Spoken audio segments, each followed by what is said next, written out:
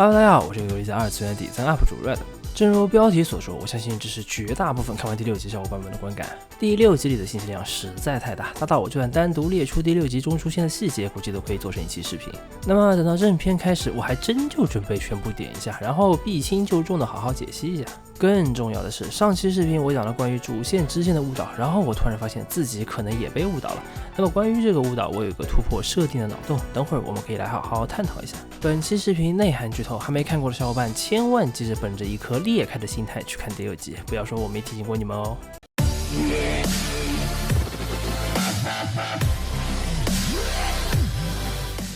这样突然可以解释九流美的事情了。作为蛋中人，九流美只是在拖时间，她之所以那么熟悉流程，可能是因为每次被召唤都只是拖延时间获得胜利，从来没有面对过七雄。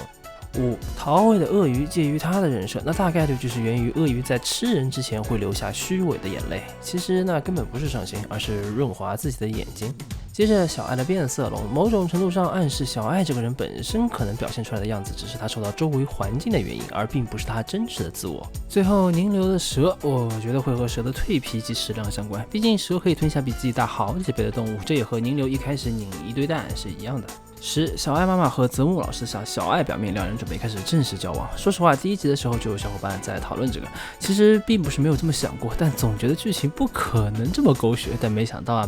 还是真就被你们说中了。11. 小四不相信和现状对应，然后自杀了，但小爱想不明白为什么，因为在他的理解中，15. 但梦境中的念珠被带到了现实，这个是一个比较离奇的现象。那么怎么解释这个问题呢？有3个点。因为无论怎么去解释，其中都有漏洞，所以之前那期我才提出了3个空间的理论，但这个理论还是很难解释4个女孩一起买单的事儿，所以今天我们就是要来破除设定。之前我还说过，金甲虫一书中采用的就是误导思维，但很可能我们一开始就被误导了。原本我会觉得是不是脐带是金甲虫，但现在我却认为整个所谓的梦境才是金甲虫。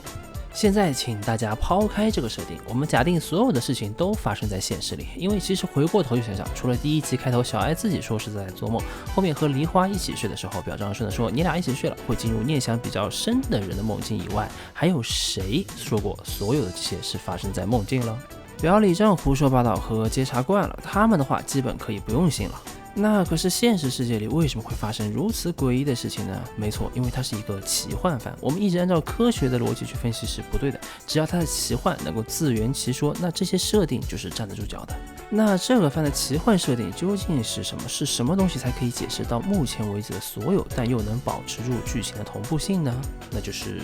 门。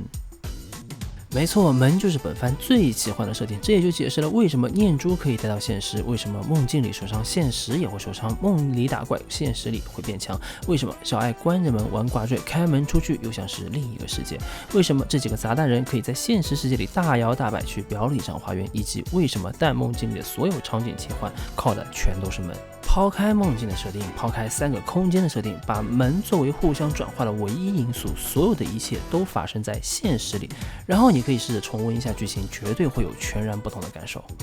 那是不是只有表里上选中的孩子才有奇幻门这个设定？我们确实不知道，但他们的目的非常明确，就是让大家不停买单，然后不停打怪，且越来越难，越来越危险。换句话来说，就是死亡的可能性越来越高。再加上之前蛋中人可能对应就是杂蛋人本身内心深处的话来说，这很可能所有的一切都发生在4个女孩已经自杀且处在昏迷状态中，而他们通过某种方式连接脑世界，是一场从自杀中苏醒还是彻底陷入自杀死亡中的故事。